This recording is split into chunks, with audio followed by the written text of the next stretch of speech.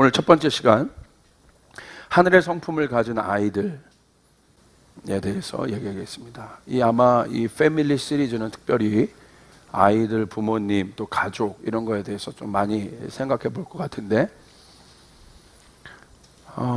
주님이 주셨던 한 단어가 있는데 그게 성품이라는 거예요. 성품. 성품.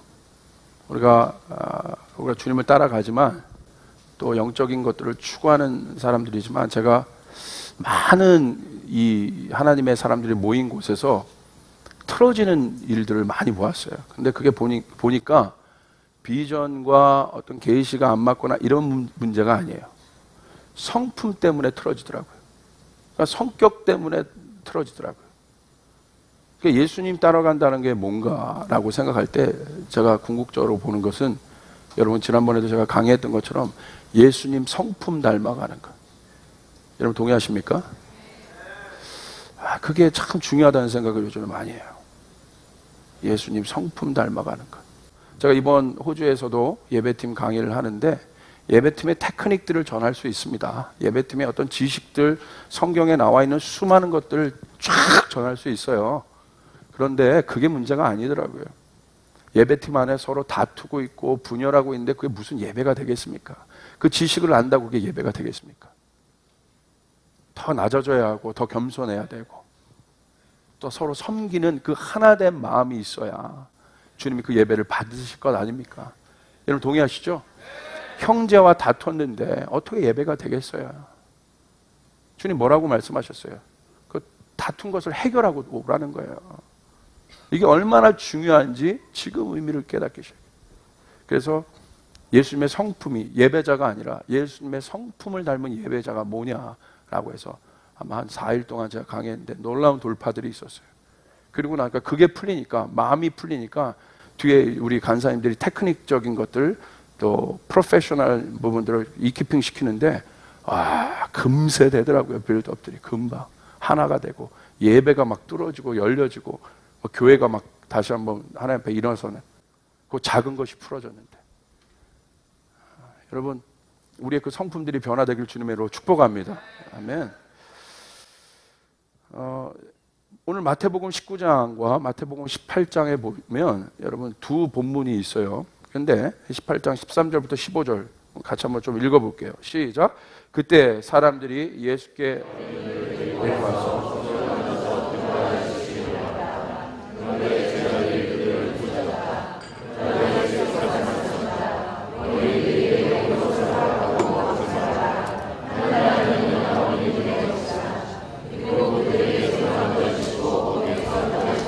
그리고 마태복음 18장 1절부터 5절 시작. 그때 제자들이 예수께 다가와서 물었다. 하늘나라에선 누가 가장 큰 사람입니까? 예수께서 어린 아이를 곁으로 불러서 그들 가운데 세우시고, 내가 진정으로 너희에게 말한다. 너희가 돌이켜서 어린아이들과 같이 되지 않으면 절대 하늘나라에 들어가지 못할 것이다. 그러므로 누구든지 이 어린아이와 같이 자기를 낮추는 사람이 하늘나라에서는 가장 큰 사람이다. 또 누구든지 내 이름으로 이런 어린이 하나를 영접하면 나를 영접하는 것이다. 여러분 예수님은 위에 두 본문에서 어린 아이들을 언급하시면서 동일하게 천국에 대해서 언급하셨어요. 상황은 달라요. 어린 아이들을 언급하시면서 천국에 대해서 언급하셨다는 거예요. 마태복음 19장에는 하늘나라는 어린 아이들 것이라고 말씀했습니다. 그리고 18장에는 어린 아이들과 같이 되지 않으면 하늘나라에 들어갈 수 없다. 여러분 하늘나라에 가본 사람이 없어요. 천국 가본 사람이 없으나 우리는 알고 있습니다. 근데 어린 아이들과 천국을 연결시키셨다는 거예요. 여러분 기독교 신앙의 핵심 목적은 천국이에요. 하늘나라예요. 그리고 천국 하늘나라에 가는 것입니다. 이 땅에 살면서 하늘나라를 믿음으로 우리가 소유하고 그 소망으로 살아가는 삶이 바로 기독교 신앙의 핵심입니다. 하늘나라가 있기 때문에, 영원한 나라가 있기 때문에 우리의 고통을 견딜 수 있는 거예요. 이게 궁극적인 거예요, 사실. 물론 구체적으로 들어가면 뭐 여러 가지 디테일한 것들이 있겠지만 궁극적인 큰 그림은 바로 그것이에요. 우리의 궁극적인 소망, 갈망. 왜? 모든 인간은 한계적이고 죽을 수밖에 없는 존재이기 때문에 영원한 나라가 우리 가운데 있다는 것이고 우리는 그것을 사모하는 것입니다. 그런데 그 하늘나라가 어떤 나라인지, 우리가 생각하고 있고 그리고 있는 하늘나라가 진짜 소망의 나라인지 한번 생각해 볼 필요가 있다는 거예요. 하늘나라의 의미가 무엇인지 한번 생각해 보십시오. 우리 인간의 관점에서 쉽게 생각하는 것처럼 우리가 생각할 때 하늘나라가 마치 우리가 생각하는 어떤 물질적으로 아주 좋고 환경이 좋고, 물론 그것도 굉장히 중요한 것입니다. 그런데 물론 맞을 수 있어요. 여기보다 좋겠죠. 아름답겠죠. 더 낫겠죠. 환경도 좋겠죠. 그러나 우리가 소망하는 천국은 그보다 더 깊은 의미가 있기 때문에 소망하는 거예요. 이런 보여지는 물질에 근거한 이런 소유적 사고가 아닙니다. 신앙은 소유적인 어떤 사고가 아니라 물질에 근거한 기반이란 건 뭐예요? 소유의 문제 가운데 내가 빠져버렸다. 신앙은 그 문제가 아니라는 거. 제가 주구장창 여러분에게 설교하는 거. 신앙은 존재에 대한 문제입니다. 존재는 뭐예요? 하늘나라의 진짜 가치는 무엇입니까? 하늘나라는 어떤 보여지는 한 형상이 아니라 하늘나라의 가치는 하나님이신 것이에요. 그곳의 주인이신 하나님, 모든 만물의 주권자, 근원, 이유, 하나님이 있기 때문에 하늘나라가 가치가 있는 것입니다. 여러분 동의하십니까? 예. 여러분의 사랑하는 가족이 여러분의 집에 머물기 때문에 여러분의 집이 가치 있는 거지, 여러분이랑 전혀 상관없는 그런 존재의 사람이 여러분의 집에 있다면 그 집이 무슨 가치가 있겠어요? 여러분, 이 교회가 가치 있는 교회가 되려면 무엇입니까? 10,000명, 20,000명이 모이는데 서로 싸우고 분열하고 옆에 누가 앉아 있는지도 알지 못하는 그런 교회를 꿈꾸십니까? 그럼 목사는 10,000명, 20,000명의 그런 교회를 원하는 것입니까? 아닌 것이에요. 한 명이 있던, 한 명보다는 좀 많았으면 좋겠습니다.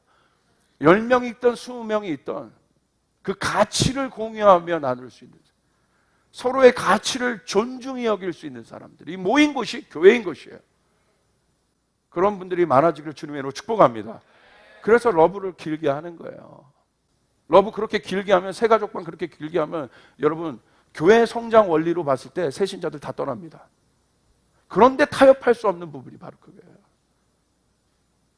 많은 수가 늘어나는 것이 중요한 것이 아니라 누가 있을 것인가가 중요한 것이에요. 여러분, 이것은 굉장히 중요한 문제입니다. 그런데 여러분 보십시오. 하나님께서, 예수님께서 이런 하늘나라에 들어갈 수 있는 자격에 대해서 예수님 누구를 언급하셨어요? 아이들을 언급하셨다는 것이에요. 성인인 제자들과 사람들에게 아이들과 같이 되지 않으면 너희가 천국에 갈 수 없다, 분명히 말씀하셨어요. 여러분 물리적으로 생각해 보십시오. 우리가 물리적으로 아이들이 될 수 있겠습니까? 여기는 조 목사가 아이가 되겠어요? 아이가 되기 위해서 제가 내일부터 반바지 이렇게 입고 여기다가 스타킹 딱 하면서 멜빵하고 여러분 오늘 설교를 전할게요 이러면 여러분 깜짝 놀라죠. 여러분 아마 저기 신고 들어갈지 몰라요. 저기 이상한 목사가 이상한 짓 하는. 예수님의 말씀은 그러므로 아이가 되라는 건 너희가 아이가 되라, 거듭나라. 그러니까 어머니 뱃속으로 내가 다시 들어가야겠습니까? 이렇게 물리적으로 묻잖아요. 그 물음이 아니라는 거예요. 그러므로 의미가 있다는 거예요. 영적인 의미가 있다는 거예요. 다른 이야기를 말씀하시는 것입니다. 다른 의미가 있다는 거예요. 그래서 우리는 그 의미를 발견해야 됩니다. 여러분 우리가 한번 생각해 보십시오. 제자들이 오늘 그 말씀을 전할 때 여러분 마태복음 18장에 보시면 제자들이 천국에 대해서 물어요. 먼저 사실은. 그래서 예수님이 어린아이와 같지 않으면 천국에 갈 수 없다고 얘기한 거예요. 그러니까 먼저 물었기 때문에. 근데 제자들이 그리고 있었던 천국은 어떤 천국이냐는 거예요. 1절에 보면 뭐라고 되어 있습니까? 그때 제자들이 예수께 다가와서 물었다. 하늘나라에서는 누가 가장 큰 사람입니까? 이 말에 어떤 의미가 다 들어가 있습니까? 제자들의 질문 가운데 뭐가 있는 거예요? 그들이 그리고 있는 천국의 개념을 한번 살펴보시라는 거예요. 누가 크냐는 거예요. 그 엄청난 하늘나라를 누가 소유할 수 있냐는 거예요. 누가 더 가질 수 있냐는 거예요. 그리고 누가 더 높은 곳에 있을 수 있냐는 거예요. 주님이 말씀하신 천국과 제자들이 그리고 있는 천국은 조금 다른 의미인 것 같아요. 제자들이 예수님 앞에 나갔지만 그 질문을 했지만 제자들의 마음 가운데 뭐가 있었습니까? 숨은 의도가 있었다는 거예요. 천국에 대해서 물으면서 누가 그곳에서 가장 큰 자인가라는 숨은 의도들이 드러나는 질문을 했다는 거예요. 그런데 여러분, 예수님께서 그 제자들의 질문 앞에 아이들에 대해서 얘기했습니다. 아이들은 숨은 의도를 가지고 예수님 앞에 온 것이 아니에요. 천국에 대해서도 어떻게 보면 관심 없어요. 그냥 아무런 의도가 없이 그냥 예수님이 좋아서 예수님께 나온 거예요. 제자들은 천국에 대해서 관심이 있었어요. 그러나 아이들은 천국에 대해서 관심이 없었던 것 같아요. 정작 관심 있는 그들이 구했던 것은 뭐냐는 거예요. 누가 크냐는 거예요, 천국에서. 그러나 아무 관심이 없었던 그 아이들에게 그냥 예수님이 좋아서 예수님께 나온 아이들에게 예수님 뭐라고 말씀하신 것이에요? 천국은 이 아이들과 같이 되지 않으면 들어갈 수 없다고 말씀하신 것이에요. 여러분, 우리가 이 부분을 잘 생각해 보아야 합니다. 그들의 의도는 예수님만을 본 것이 아니라 예수님을 통한 자신의 만족, 제자들 보십시오. 해방, 소원 성취, 문제 해결 등에 있었어요. 그 의도가 드러나는 거예요. 영원한 만족을 주지 못하며 절대 만족이 아닌 상대적 만족을 주기 때문에 그들의 충족되지 않은 죄악된 의도는 결국 그들의 숨겨진 의도는 어떻게 됐습니까? 예수님을 십자가에 못 박혀 죽었습니다. 못 박게 했습니다. 질문은 그렇게 했지만 천국에 대해서 관심 있는 것과 같이 얘기했지만 그 안에 해결되지 않은 그들의 의도, 누가 크냐? 천국이 아니라 누가 크냐? 그들 안에 있는 그 욕망, 그 갈망, 탐심, 인간의 근본적인 탐심들은 죄된 성품들은 결국 어떻게 했습니까? 예수님을 십자가에 죽이게 했어요. 결국 마지막에 그 의도가 드러났어요. 언제? 예수님이 그것을 해결해 줄 수 없는 그런 나약한 모습을 보여주셨잖아요. 그들이 그렸던 천국은 화려하고 엄청난 힘이 있고 권세가 있는 그런 천국이었고 자기가 거기서 어떤 것을 차지할 것인가 그들이 고민했는데 그것을 해결하여 온 분, 하늘나라에 대해서 그렇게 원했던 하늘나라에 대해서 이야기했던 그 예수님은 어떻게 돌아가셨어요? 가장 초라하게, 가장 연약하게, 가장 낮은 자의 모습으로 아무 힘이 없는 모습으로 돌아갔을 때, 죽었을 때 그들은 다 예수님을 떠난 것이에요. 무엇이 그들을 배교하게 했냐는 거예요. 무엇이 그들을 예수님을 버리게 했냐는 거예요. 해결되지 않은 그 의도. 여러분, 이 의도가 해결되지 않으면 우리는 영적인 세계에 들어갈 수 없다는 것입니다. 우리는 하나님을 제대로 인카운트할 수 없다는 것이에요. 그러므로 신앙은 무엇입니까?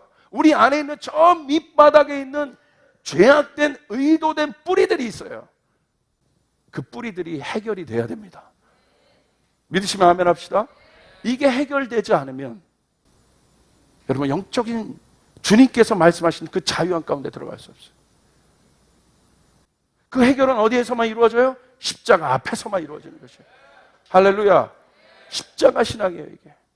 그 뿌리를 보면 볼수록 여러분, 그 뿌리를 볼 수 있는 것이 주님의 축복입니다. 여러분, 지금 어떤 시즌인지 아십니까?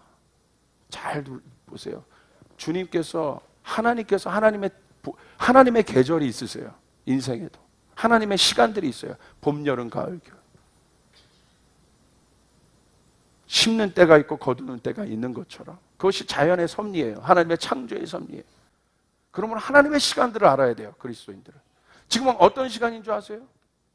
지금은요, 하나님께서 제가 믿기로는 이건 저의 믿음의 고백입니다. 2014년은 preparation 하는 거예요. 준비하는 거예요. 믿으시면 아멘 합시다. 정결하게 준비돼야 돼요. 거룩하게 준비돼야 돼요. 2015년 굉장히 중요해요. 목사님 맨날 준비하고 뭐 아니에요. 준비해야 돼. 준비하셔야 돼. 2014년 preparation 하는 거예요. preparation 하려면 뭐 해야 돼요? 보십시오. 들춰내야 돼요. 드러나야 된다는 것이에요. 여러분 세월호 사건 보십시오. 들추어지고 있습니다. 이걸 통해서 뭐가 되겠습니까? 여하튼 미봉책이지만 준비되고 있지 않겠습니까? 뭔가 준비하고 있잖아요. 여러분 그 아이들이 죽은 것이 문제가 아니라 그 뒤에 있었던 어마어마한 권력 구조의 부패, 돈의 부패, 그것이 뒤에 한 영혼을 바꿔버린 거예요. 근데 이것이 들춰지고 있다는 거예요. 우리는 주님의 눈으로 이 시즌을 봐야 돼요. 그러므로 지금 어떤 시즌이냐면 요나가 하나님의 계획이 요나 가운데 있었습니다. 니느웨에 가서 그들을 구원해내라, 내 백성들을. 요나가 원치 않았어요. 요나는 어디에? 니느웨, 우리에게 있어서 일본과 같은 나라예요. 가기 싫다는 거예요. 내 의도는 가기 싫다는 거예요. 내 고집으로는 가기 싫은 거예요. 내 생각으로는 가기 싫은 거예요. 그러나 주님은 가라는 거예요. 이게 신앙이에요. 이게 꺾어지는 게 여러분 그 다음 단계 하나님의 쓰임 가운데 들어가게 되는 것이에요. 주님의 뜻에 순종하는 삶. 여러분 맞습니까? 근데 보십시오. 요나가 하나님 믿고 살아가지만 요나의 그 숨은 의도가 하나님을 떠났습니다. 그래서 어떻게 해요? 배 밑에까지 숨어요. 근데 하나님 어떠세요? 배 밑에까지 들어가셔서 저 배 밑에 속에서 영혼이 죽은 채로 잠자고 있는 요나, 끄고 있는 요나, 하나님과의 관계 자체를 스스로 꺼버리고 있는 그 의도들을 자꾸 건드리는 하나님이 싫어서 지금 하나님이 그것을 자꾸 건드리는 시즌이라는 거예요. 내가 숨으면 숨을수록, 내가 비껴가면 비껴갈수록 하나님이 여러분이 그것을, 여러분 제 안에 이런 성품 하나님 안 건드셨으면 좋겠습니다. 그런데 하나님이 집요하게 그거 건드리는 거예요. 우리 안에 해결되지 않은 어떤 문제들, 난공불락인 어떤 쓴뿌리와 같은 고래 심줄과 같은 그런 영역들을 그 위의 것에서 내가 주님이 나에게 말씀하시면 내가 순종도 하고 이렇게 하겠는데 이거 건들면 주님도 어쩔 수 없다고 말하는 그 영역들을 하나님이 건들고 계시는 시즌인 거예요. 배 밑에까지 가셔서 요나를 추적하여 요나를 일으키십니다. 깨워내십니다. 그리고 어떻게 하십니까? 바닷 가운데 던져버리세요. 던져버리는데 죽음입니까? 아니에요. 뭐가 있어요? 고래인지 뭔지 모르겠어요. 물고기래요. 물고기가 삼켰어요. 그 속에서 거기 얼마나 더럽겠어요. 막 물고기 뱃속에서 그 속에서 요나가 하나님을 경험하죠. 그리고 그 물고기가 거기서 그 기도하고 있는 그 요나의 그 시간, 하나님을 경험하고 인카운트하는 그 순간, 그 고래의 힘줄과 같은 그것이 꺾여지는 그 순간, 이 물고기는 이미 어디로? 니느웨로 가서 토해내버립니다. 결국 무슨 말이냐면, 여러분 잘 들으세요. 하나님께서 이 열방 가운데 하나님의 그림들을 그리고 계세요. 저는 그것들 느껴요. 전 세계를 다니면서 지금 그게 보여요. 깨어나지 않았던 교회, 나라들이 깨어나고 있어요, 지금. 난공불락이었던 나라들이 일어나고 있어요, 지금. 놀라운 일들이 일어나고 있어요. 제가 신학교에 있을 때 저 나라는 절대 안 돼, 저 나라는 절대 안 돼, 선교적 역사에서 안 된다고 보고했던 나라들이 다 깨어나고 있다 이거예요. 여러분 엄청난 시대 속에 우리가 지금 살고 있습니다. 믿으시면 아멘 합시다. 보십시오. 하나님이요, 우리 안에 이 숨은 의도들, 요나와 같은 숨은 의도들을 다 지금 만지고 계신 거예요. 저 배 밑속에서 하나님 이거는 건들지 마요. 저도 그런 영역이 있어요. 이거는 하나님이 안 건드렸으면 좋겠다.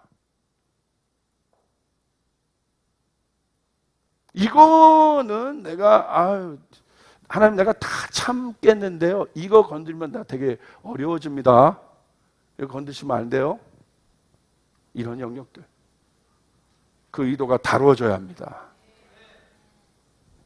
다룸받기를 원하시는 분 아멘 합시다. 아멘. 다룸받아야 돼요. 가정에서도 다룸받아야 돼요. 부부싸움 하는데 어느 단계만 들어가면 혈기가 마저 확 나오고 뭐가 나오고, 어느 단계만 들어가면 그런 것들이 있잖아요, 우리 안에. 예를 들어서 막 남자랑 여자랑 애들, 뭐 젊은 아이들이 막, 젊은 청년들이 아이들을 돌보죠. 그럼 이제 뭐 아이들이 막 울어. 그러면 여자는 막 스트레스 받죠. 아이들 뭐 밥도 먹여야 되고 막. 그럼 아이들에게 한마디 한단 말이야. 그 똑바로 안 하고. 그럼 그것을 보고 있던 아버지는 한마디 하는 거야. 애들을 왜 꼭 그렇게 소리 질러 키워, 그걸. 왜 그래? 그렇게밖에 할 수 없어. 그럼 애들이 힘들어. 그럼 안 돼. 라고 얘기하죠. 그럼 아내는 뭐라고 얘기해요? 네가 해, 그럼. 그럼 네가 해봐. 속에서. 네가 해? 네가 하라고 했어, 지금? 그럼 뭐라고 남편은 얘기합니까? 돈 버는 거 어려움 많아? 바꿔서 한번 해볼까, 우리 한번? 여보, 사역이 얼마나 어려운 거 아나, 지금 내가? 지금 내가 놀다 왔나, 지금? 이게 들어가는 거야, 이게. 그럼 어떻게 돼요? 끝까지 가는 거예요. 우리 안에 있었던 그런 의도들. 여러분, 우리가 잘 생각해 볼 필요가 있다. 영적인 삶 생각해 봅시다. 진정한 영적인 삶은 우리 안에 있는 그 마지막 하나님께서 숨겨주신 그 갈망이 있어요. 갈망. 그 갈망을 어떻게 다루느냐는 거예요.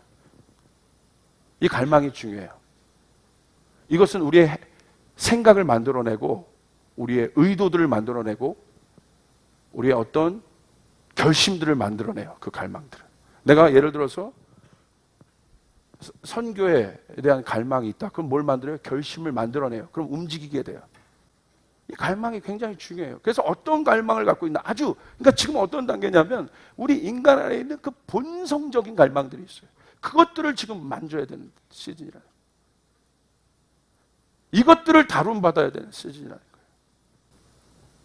여러분 동의하세요? 그래서 저도 솔직히 고백할 때 어려운 거예요. 그러나 이거 다룬받아야 돼요. 이 형질, 본질 자체가 지금 우리가 다룬받아야 됩니다.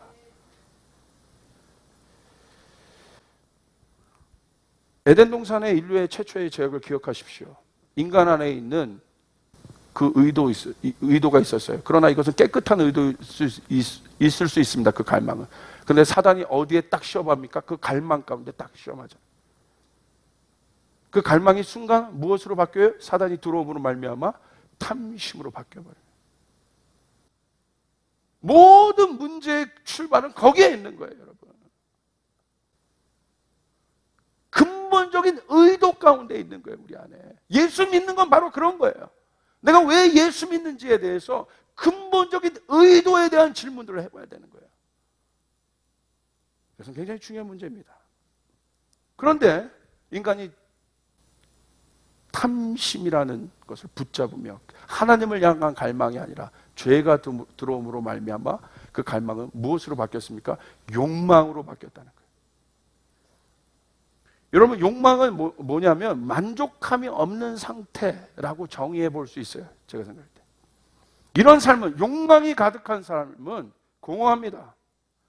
공허하다는 것은요 순간적이고 단편적이고 한계적이라는 것을 뜻합니다. 다시 말해서 지속성이 없습니다.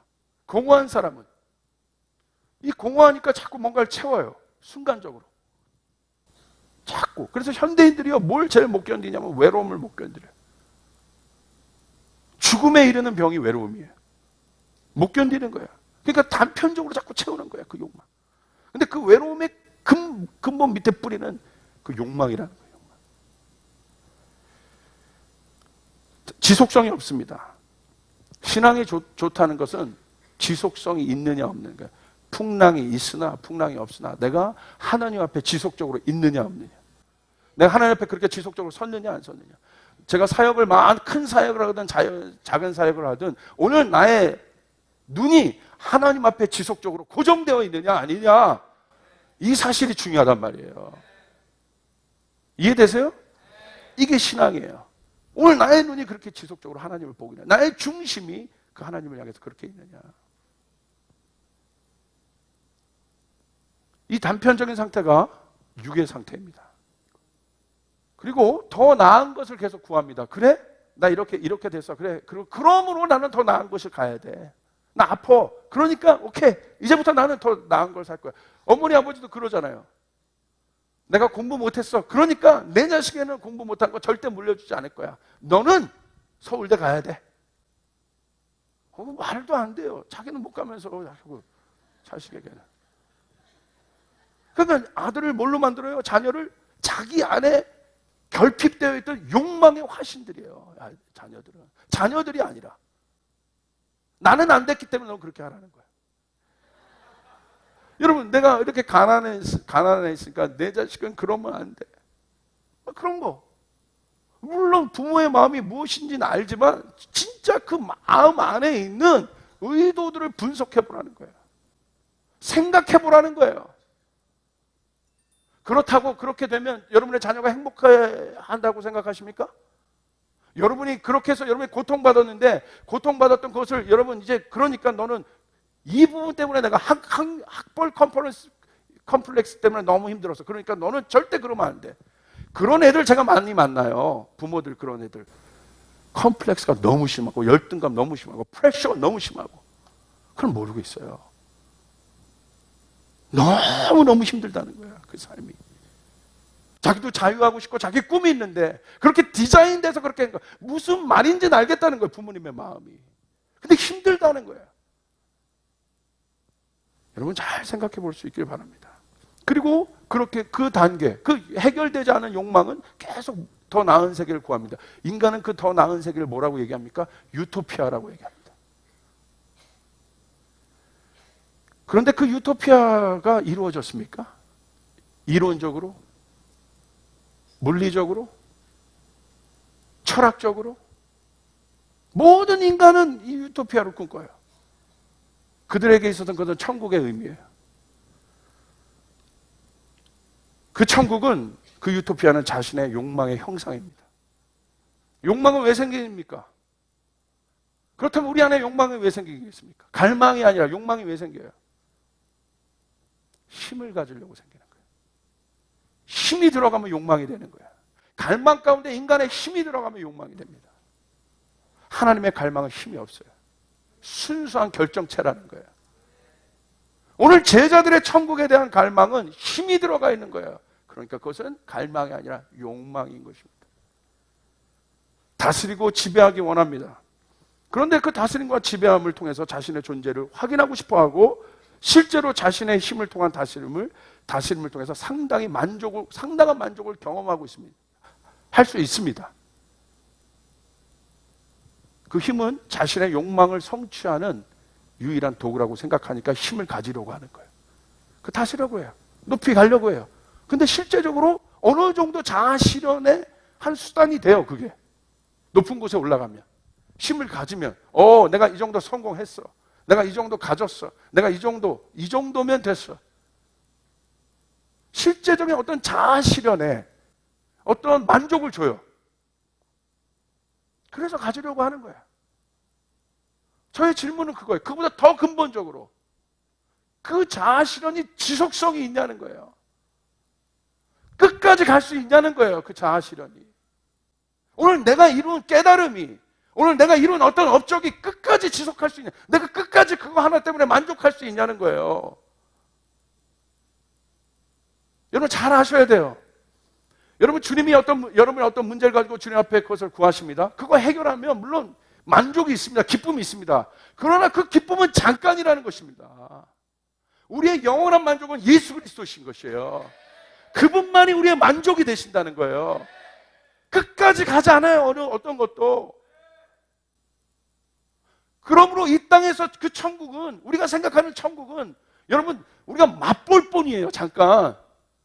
팔복을 잠깐 맛볼 뿐이지 그것이 온전히 이루어지지는 않아요. 우리가 영원한 그 세계 가운데 들어갈 때, 실제적으로 그 육신의 모든 것을 털어버리고 하나님 앞에 나갈 때 우리는 진정한 만족을 경험할 수 있다는 거예요. 할렐루야! 그게 영이라는 거예요. 아이들 보십시오. 의도가 깨끗해요. 영의 상태라는 거예요. 아이들은 의도가 순수하고 영적이고 깨끗하다는 것이, 아이들의 의도가 깨끗하다는 것을 무엇을 보면 알 수 있습니까? 아이들의 의도가 깨끗하다. 아주 단순한 예를 들어볼 수 있습니다. 아주 단순한 예. 아이들의 의도가 깨끗한 거. 물론 아이들도 죄인이죠. 그러나 의도는 깨끗해요. 죄는 원죄적인 것은 있지만. 예를 들어볼까요? 여러분 제가 100% 응답받는 기도의 비결에 대해서 말씀드릴게요. 절대 이 마음을 가지면 응답을 놓칠 수가 없어요. 궁금하신 분? 손 들어보십시오. 궁금 안 하신 분들은 응답 없기를 바랍니다. 궁금하신 분 손 들어보세요. 예. 다 궁금하시죠? 100% 응답받는 법. 우리 기쁨이, 우리 김준기 전사님의 딸 기쁨이 똑같이 생겼잖아요. 기쁨이는요, 젖먹이 상태야. 그럼 얘 울어. 그냥. 이 울음은 어떤 울음이에요? 아이들이 울는 게 뭐 의도가 있겠어요? 내가 울음으로 말미암아 아빠가 바쁘니까 내 앞에 갖다 놓고 나를 보게 만들어야지. 그래서 기쁨이가 그것을 막 의도해서 막 이래서 울어요. 엄마가 나를 어저께 굉장히 안 좋은 눈으로 날 쳐다봤어. 그러니까 울음으로 내가 엄마를 좀 괴롭혀줘야지. 그 배고픈 거예요, 그냥. 그 울어요. 이런 목소리 아니죠. 까마귀죠, 이건. 이건 까마귀죠. 아이들의 울음소리 있잖아요. 그냥 엄마 품에서 그럼 어떻게 해요? 100% 젖먹인다 이거예요. 하나님은 그 의도를 정확하게 하신다. 하나님이 아니라 엄마는 정확하게 한다는 거예요. 100% 응답. 그 갈망이 100% 응답받는 상태. 젖먹이 아이. 할렐루야. 우리가 응답받지 못하는 이유가 무엇입니까? 그 마음이 없어서 그래요. 어린 아이가 되라는 것이 젖먹이로 들어가고 내가 젖먹이가 같이 여러분 생각이 퇴화되고 뭐 그런 저지능이고 뭐 그런 것이 아니라는 거예요. 그 마음, 본능이 의도가 없는 그 본능의 상태, 힘이 빠져있는 상태, 절대적으로 부모의 도움이 없이는 살 수 없는 상태, 부모님께 전적으로 의지된 상태, 부모님이 이렇게 안아주지 않으면 보호가 되지 않는 그 상태. 우리는 그 품 안으로 들어가야 된다는 것이에요. 믿으시면 아멘 합시다. 그 품 안으로 들어가야 해결이 있고 갈망의 만족이 있다는 것입니다. 우리는 주님 품 안에 있는 것이, 주님 안에 거해야 되는 거예요. 그런데 우리는 다른 데서 찾습니다. 성인이 되면 자꾸 힘이 들어간다 이거예요. 어른이 되면 힘이 들어가요. 경직이 돼요. 그 의도가 희석돼 버립니다. 그런데 생각해 보죠. 아이들 점점 크면 울어도 응답해 주지 않습니다. 유엘이 울어도 응답해 주지 않습니다. 왜? 의도가 보입니다. 엘라 울어도 응답해 주지 않아요. 때로는 응답해 주죠. 그런데 어리니까, 애니까 또 응답해 주는 게 있어요. 그렇죠? 어르신도 그러시죠? 자녀 키워보시면서. 그런데 저같이 성인이 저희 아버지 앞에 화났다고 이러면서 아버지 우리의 모습은 교회에서 어떻습니까? 우리의 성품은 어떻습니까? 어린아이와 같이 된다는 것이 무엇입니까? 그 성품을 갖는다는 것이 얼마나 중요해요. 그 의도가 훈련된 성품을 갖는다는 것이 얼마나 중요합니까? 가족 안에서 그 성품이 된다는 것이 얼마나 중요합니까? 있는 그대로 바라보는 것. 이런 것이 우리의 눈에 필요합니다. 할렐루야. 여러분, 아이들이 또 하나 예를 들어볼게요. 울어요. 그럼 엄마가 스마트폰 보여달라고 막 울어요, 아이들이.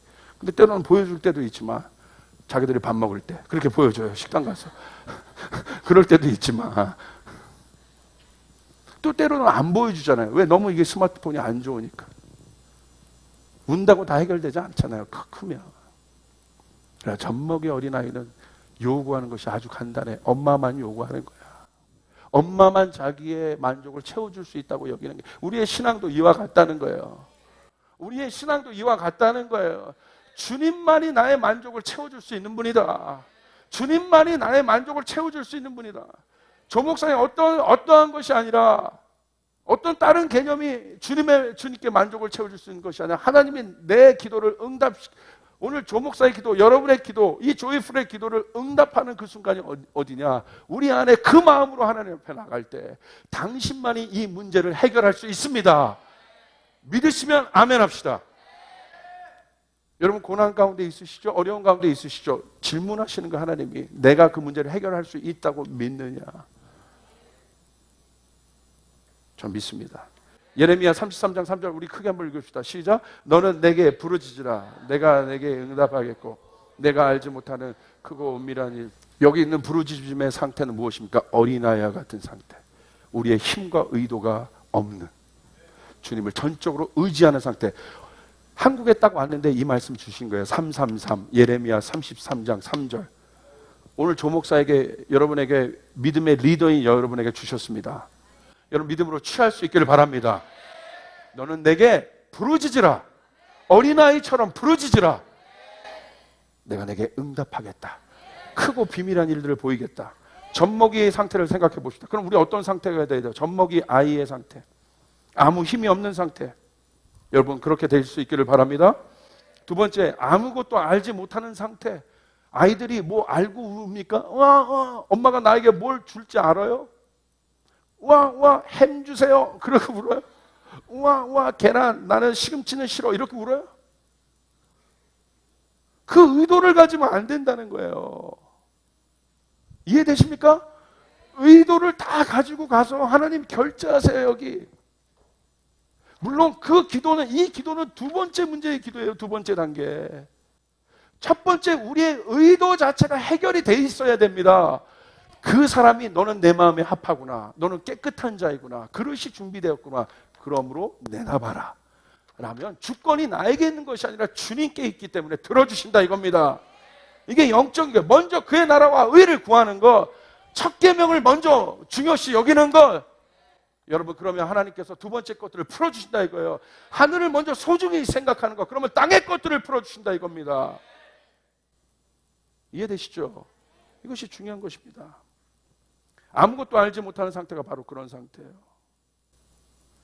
그 다음에 육의 힘이 비워질 때 영적 힘이 강해집니다. 하늘의 응답을 받는다는 것은 영적인 삶을 살아간다는 것을 의미해요.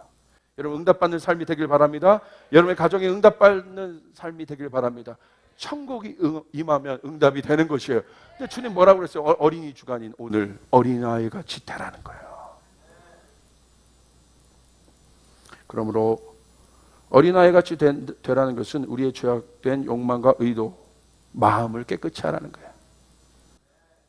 아이들과 같이 깨끗한 마음이 주님께서 이 마음과 똑같은 거예요. 팔복의 마음. 마음이 깨끗한 사람 복이 있다. 그들은 하나님을 볼 것이다. 할렐루야. 아이들은 마음이 깨끗하기 때문에 젖먹이 아이는 엄마만 보이는 거예요. 실제적으로 눈도요 시력이 다른 것을 볼 수가 없어요. 가까이 있는 것만 봅니다. 커가면서 멀리 있는 것을 볼 수 있게 되죠. 젖먹이 상태. 우리의 눈이 여러분 주님께만 고정될 수 있길 바랍니다. 깨끗한 주님만 보이는 상태. 마음이 깨끗해져라. 주님을 보게 될 것이다. 왜 여러분 우리의 모든 판단력이 흐려지는 건 줄 아세요? 왜 여러분 갈등이 일어나는 줄 아십니까? 우리 마음에 100% 점검해 보세요. 더러워진 영역이 있기 때문에. 마음이 깨끗한 사람은 누구입니까? 하나님을 보는 사람이에요. 어린아이들이에요. 예수님께서 말씀하신 어린아이의 마음을 가진 자, 지극히 본능에 정직해지며 단순한 삶, 정직한 삶, 포장하지 않는 삶, 그 사람이 깨끗한 사람이에요. 마음이 불결하게 되면 소중한 것을 생각하지 못해요. 그렇게 될 때 어떻게 해요? 마음이 가리워집니다. 마음이 가리워지면 하나님이 아니라 하나님을 대체할 만한 것들이 보여집니다. 하나님을 봐야 되는데 마음이 가려지니까 당연하죠. 소경이 되니까 하나님을 대체할 만한 것들이 보이는 거예요. 이제 이때가 무서운 겁니다. 오늘 목사가 여러분이 하나님을 봐야 되는데 마음이 불결해지면 그 본능과 그 갈망이 하나님 앞에 정결하게 되지 않으면 다른 것들이 보이기 시작한다 이겁니다. 그리고 거기다 대체해놓고서 그것을 하나님이라고 믿습니다. 영적 무지, 영적 소경이 되는 단계입니다. 눈 감은 사람은 자신이 만지는 것이 무엇인지 알지 못해요. 눈 감은 상태에서 이게 뭔지 어떻게 알아요? 그런데 자신의 느낌에 따라 그렇게 믿는 거예요. 그러니까 눈 감아놓고서 이렇게 만져놓고서 어떻게 해요? 우리는 눈 뜨니까 이거 성경책인 건지 알죠. 눈 감아놓고서 여러분 이거 만지라고 하면 이걸 뭐라고 대답하겠어요? 그러니까 눈 감은 소경은 영적인 세계를 보여줘도 안 믿어요. 추론으로 가는 거예요. 영적인 세계는 분명한 것이에요. 예수님 뜻대로 살면 여러분의 인생에 성공하게 되어 있습니다. 돌파가 일어나게 되어 있습니다. 불분명한 거예요. 불분명한 거. 소경이 이거 성경책. 성경책이라니까 믿는 거지. 만져놓고서 못 믿는 거예요. 추론적인 거예요. 불확실한 거예요. 그러나 영적인 단계로 들어가면 단순해지면 분명해지는 거예요. 영적인 사람일수록 단순해지는 것이에요. 예와 아멘밖에 없는 것입니다. 순종의 삶을 살게 되어 있는 것입니다. 할렐루야. 누구에 대한 순종? 주님에 대한 순종, 주님에 대한 믿음, 십자가에 대한 믿음. 주님이 그렇게 하셨기 때문에. 그러므로 여러분 잘 아시길 바랍니다. 물론 우리 안에 있는 내적인 갈등이 있는데 여러분 이것은 영적인 원리예요. 중요한 원리예요. 잘 하셔야 돼요. 여러분, 여러분의 삶이 어려워지고 힘들어질 때 여러분 이런 내면적인 것도 중요하지만 먼저 알아야 될 것이 있어요. 영적인 존재가 있어요. 마귀의 존재가 있다는 거예요. 마귀가 우리의 마음을 어렵게 하고 마귀가 우리의 마음을 묶고 마귀가 우리의 마음을 힘들게 하는 것이에요. 마귀의 존재를 믿는 분은 아멘 하십시오. 아멘 하십시오. 여러분 믿습니까? 교회의 분란을 일으키는 거 누가 하는 겁니까? 우리의 마음에서 일어나지만 마귀가 하는 거예요. 그거는 이해되십니까? 여러분의 삶이 어려워지는 거 물론 우리의 잘못도 있지만 궁극적으로 그것을 통해서 즐거워하는 자가 마귀라는 거예요. 그러므로 예수의 이름으로 명하노니 여러분 영적인 눈이 떠지길 주님의 이름으로 축복합니다. 영적인 눈이 떠져야 된다 이거예요. 그러므로 기도할 수밖에 없어요. 영적인 거 끊어내야 된다 이거예요. 마귀의 존재가 있다는 거예요. 우리의 힘을 악하게 하는, 나를 포르노 중독에 빠지게 하는 청년들 있다는 거예요. 여러분 힘으로 포르노 중독을 못 이겨. 마귀의 존재를 봐야 돼요. 여러분 하나님을 보면 어둠의 실체도 보입니다. 하나님을 보는 것만큼 어둠의 영역의 힘도 보이게 되는 것이에요. 이해되십니까? 그것을 끊어내야 되는 것이에요. 십자가에서 그것을 끊어내야 되는 것이에요. 예수의 보혈로 그것들을 무력화시켜야 되는 것이에요. 아멘. 아멘. 여러분 그것이 중요한 것이에요. 그러니까 그것들이 해결되지 않으니까 이 안에 불확실해지고 추론적인 인생을 살게 되고 내가 교회를 다녀도 10년 살아도 20년을 다녀도 매일 불확실하고 맨날 왔다 갔다 하고 올바로 서 있지 않고 믿음의 견고한, 어떤 사람은 교회 나온 지 6개월 만에 믿음에 딱 서서 그냥 견고하게 가는데 어떤 사람은 20년 30년이 돼도 영적인 소경이니까 이게 뭔지 모르는 거야. 지금 만져도 모르는 거라 이거야. 눈이 떠져야 된다. 눈이 떠져야 돼요. 마음이 청결하면 하나님을 볼 것이다. 그 갈망을 다룬받으면 하나님을 보게 될 것이다. 믿으시면 아멘 합시다. 아이들 보십시오. 아이들 교육, 부모님들 오늘 아이들 주간인데 잘 보세요.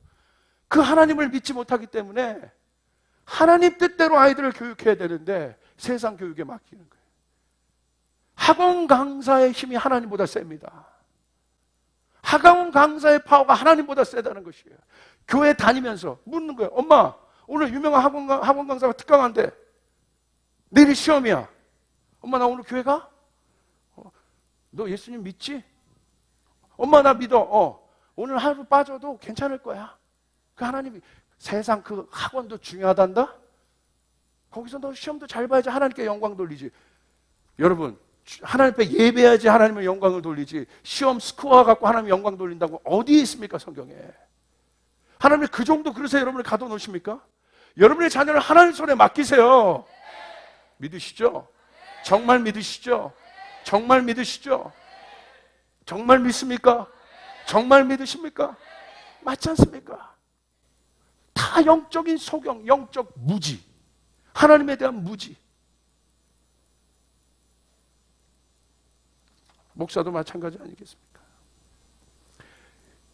인격적이고 교제하고 영적으로 믿음 충만한 목사보다 기능적으로 설교를 잘하는 목사를 좋아하는 시대.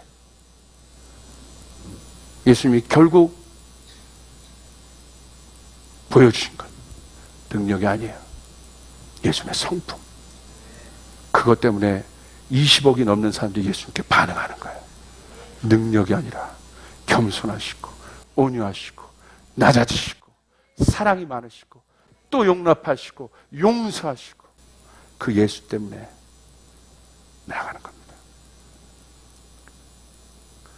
결국 이 기능 위주의 사회는 인간의 존재와 가치가 아니라 인간이 지니고 있는 기능으로 사람을 기계의 부속품의 하나로 생각해요. 기능 떨어져. 저 사람 기능 떨어졌네. 제껴. 저기 저 사람 기능 떨어졌어. 점점 사회가 그렇게 되고 있어요. 기술이 발달되면서 부속품의 하나로. 그러니까 실제적으로 기술이 발달되면 이거는 실제 원리예요. 이론이에요. 경제 원리예요. 기술이 발달되면요 노동력이 없어져요. 인간이 하는 걸 기계가 다 책임지기 때문에. 그럼 결국 뭐가 일어나요? 실업자들은 많아집니다. 잘 생각하셔요. 기술은 발달되는데 노동력은 없어져요. 실업자가 많아져요. 그럼 실업자들이 많아진 건 뭐야? 갈등이 생기기 시작한다는 거예요. 테크놀로지로 가잖아요. 문명이 발달. 그럼 결국 어떤 일이 일어나요? 소수의 사람만 그것을 취하고 나머지 사람들 가운데 분노들이 일어나요. 결국 폭동으로 가요. 잘 생각해야 됩니다. 왜? 그 기계 하나에도 인간의 가치가 여겨지지 않는 그런 시대가 돼요. 그러면 무엇이 중요한지를 생각해 봐야 돼요. 여러분, 어린아이 같이 정직한 영이 있기를 바랍니다. 포장되지 않는 우리의 모습, 가식, 형식에서 자유로워야 돼요. 아이들은 포장하지 않아요. 있는 그대로. 예수님의 존재를 볼 수 있는 아이들의 눈을 갖기를 바랍니다. 예수로 인한 만족과 평강을 연습해야 됩니다. 팔복의 삶, 온유하고 겸손하신 예수, 성령의 9가지 열매의 삶을 이제는 우리의 성품 가운데 맺혀야 돼요. 할렐루야. 이제 성령의 9가지 성품이 우리의 삶 가운데 맺혀져요. 오늘 이제 예수 따라가는 건 이제 마지막 단계예요. 이제 마지막 시대입니다. 저는 100% 선포할 수 있어요. 이 시대를 보십시오. 마지막 세대예요. 마지막에 가까이 와 있습니다. 이 마지막에 우리가 맺혀져야 될 열매는 커다란 업적이 아니라 예수 닮는 성품, 성령의 9가지 열매. 여러분 보십시오. 그거 하나 때문에 망하는 거예요. 내 안에 해결되지 않는 분노 때문에 망하는 거예요. 내 안에 해결되지 않는 그 고집 때문에 망하는 거예요. 결국은 여러분 그것들이 처단되면 자유롭게 되는 거예요. 이제 우리는 성령의 성품을 맺어야겠습니다. 이 가족 가운데 이 가족 시즌, 패밀리라는 설교 시리즈를 통해서 우리가 맺어야 될 것은 무엇입니까? 쫓아가겠습니다. 예수의 성품. 예수의 성품. 예수의 성품. 예수의 성품 우리가 맺어야 됩니다. 마지막입니다. 아이들의 마음을 보시오. 이것만 영적으로 이런 건 잘 생각해 보길 바래요. 아이들은요, 유연성이 있어요. 어른들은 경직성이 있습니다. 왜 유연해요? 아이들이 왜 유연할까? 간단합니다. 아는 것이 없어서 그래요. 경험이 없어서 그래요. 다시 말하면 자기 에고가 없어서, 자아가 없어서. 그래서 유연한 거예요. 여기 가자고 하면 이렇게 갔다가, 저기 가자 하면 저렇게 갔다가. 그게 되게 줏대 없는 것 같지만 그렇게 저희 5살 먹은 아이한테 어떤 아저씨가 와가지고 웃으면서 맛있는 거 사줄게. 그럼 따라가는 거예요. 왜? 줏대가 없으니까.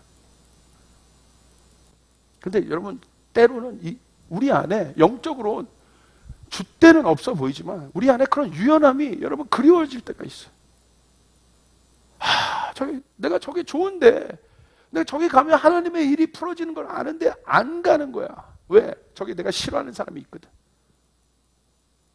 그냥 사탕 있으면 내가 좀 가면 사탕 먹으러 가야지. 좀 그런 단순함 안 가는 거예요. 왜? 좋은지 알면서 안 먹어. 왜? 내가 먹으면 자존심 상하는 거야. 내가 이거 여러분 부부가 싸우고요 문자 하나 안 보내는 거예요. 먼저 여보 미안해. 내가 잘못한 것 같아. 여보의 마음을 내가 이해하지 못해서 한 번 보내면 되는데 내가 먼저 보내면 좋은지 아는데 안 하는 거지. 왜? 자존심 상하고 그럼 꼭 얘기해. 야 네가 좀 보내면 되지 않겠냐. 먼저 용납하고. 목사님 맨날 나만 보내요. 난 맨날 이렇게 피해받고 어려웠기만 해요. 그래도 네가 해야 되죠. 어떻게 하겠냐. 아이들은 보내라고 하면 보내. 1,000원 줄게. 보내라고 하면 보내. 좀 그런 좀 단순함. 좀 그런 것 좀 우리 안에 있으면 좋겠습니다. 여러분 목사님이 가자고 하면 좀 가는 거. 금요 예배 나오면 여러분 복이 있습니다 하면 나오는 거. 제가 안 나와도 나오는 거. 좀 이런 것들이 있었으면 좋겠습니다. 나 어저께 피곤한데 3시간밖에 못 잤어. 아이들은 나와서 춤추다가 나오는 거야. 우리 교회 애들, 우리 아이들은요, 우리 교회 아이들은 교회에서 사는 게 목표야. 교숙자들이야. 교회에서 그냥 날마다. 저희 유엘이도 막 견딜 수 없어요. 막 집에 가자는 걸 제일 싫어해. 너무 교회가 좋아가지고. 좀 그래야죠, 이렇게. 오면 선생님들이 잘해줘, 먼저. 좀 이렇게. 근데 어른들을 쓰기가 어려운 거야. 뻣뻣한 거죠, 이게. 이게. 검증도 많이 해. 뭐 이렇게 복잡해. 단순해야 돼요. 힘이 들어가면 경직성이 일어나. 이게 힘이 들어가서 아는 게 많아서 그래요. 뭐가 많아. 그러니까 자꾸 분별이 된 거야.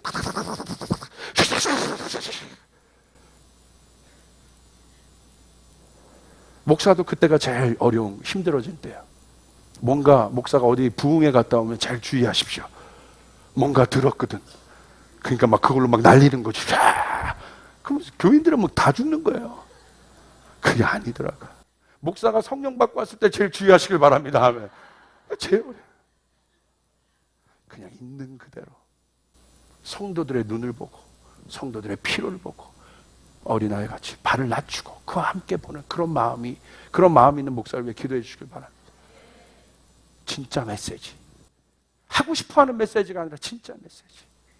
좀 부족해도 진짜 메시지를 전하고 싶은 그 마음들. 여러분 쫓아가겠습니다. 경직되면 부러진다. 경직되면, 이건 아주 예언적인 거예요. 경직되면 사고 납니다. 여러분의 영이 경직되면 사고가 일어나요. 유연하게 하셔야 돼요. 여러분의 영을 날마다 유연하게 할 수 있기를 주님으로 축복합니다. 어린아이들은 그 유연성이 있었다는 거예요. 그러므로 이제 마지막 결론입니다. 아이들이 보았던 예수님의 성품을 닮아야 돼요. 연약하지만, 부족하지만 겸손하게 낮아져서 아이들과 같은 성품. 여러분 때로는 우리 어른들 솔직히 고백합시다. 아이들을 통해서 배울 때가 더 많잖아요. 나는 못하는 건 우리 아이들이 할 때가 더 많잖아요. 예수님 말씀하셨어요? 아이들과 같이 되지 않으면 천국에 들어갈 수 없다. 아이들과 같이 되어라. 결단코 들어가지 못한다.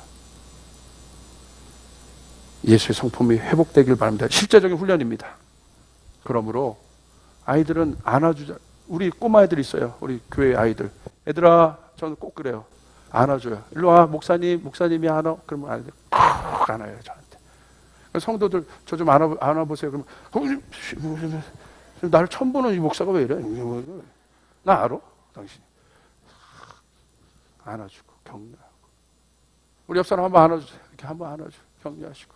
축복합니다. 축복합니다. 축복합니다. 처음 받아 어색해도 한번 해보셔. 한번 해보셔.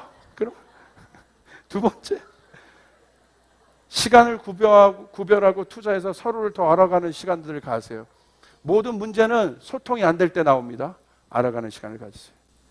그 다음에 세 번째, 당신의 어떠함이 아니라 당신의 존재가 나를 행복하게 한다고 이야기하십시오.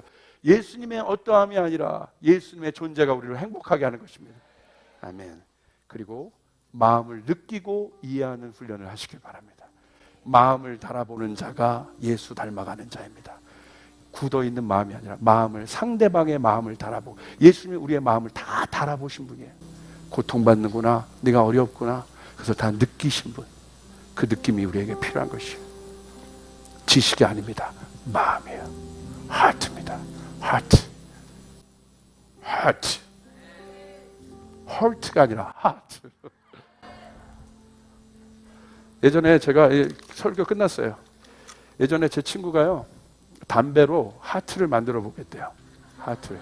이게 뻐끔뻐끔하면 동그라미 도넛 나오는 건 제가 봤는데 하트를 만들어 볼게요. 그래서 10명의 아이들이 그 앞에 딱 섰어요. 오, 제가 하트를 만드는데, 그러면서 이러는 거예요.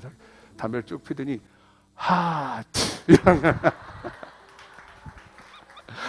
어렸을 때는 고등학교 그런 순진함이 있었어. 그 앞에 10몇 명의 아이들이 모여서 걔가 만드나. 와, 도나스까지 봤거든. 새 도나스까지 봤어. 뽕뽕뽕. 하트는 네가 딱 10몇 명이 기다리고 있는데 하트. 그때가 그리워져.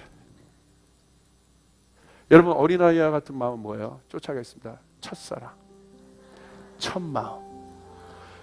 저와 아내도 첫사랑, 이글이글 불탔던 그때. 우리 교인들도, 우리 조이풀 교회도 저 글로리아 프라자에서 이번에 안 집사님이 가서 거기 있는 한 3교회 연합했는데 우리 교회 역사에 대해서 쭉 보여주는데 진짜 조그만 사무실에서 그렇게 예배했더라고요. 감동이 있었어. 그때 너무 그리운 거예요. 첫 마음, 첫사랑. 이게 어린아이 마음이에요.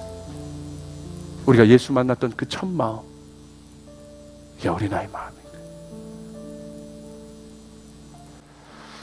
그때로 돌아갔으면 좋겠습니다. 그때가 그리우시죠? 그 첫 마음. 예수님 때문에 내가 뜨거웠고 예수님 때문에 내가 그냥 좋았고 예수님 생각하고 막 기도원 올라갔던 그 마음, 그 첫 마음이, 어린아이의 마음이 오늘 우리 가운데 회복되길 바랍니다. 다시 일어나겠습니다.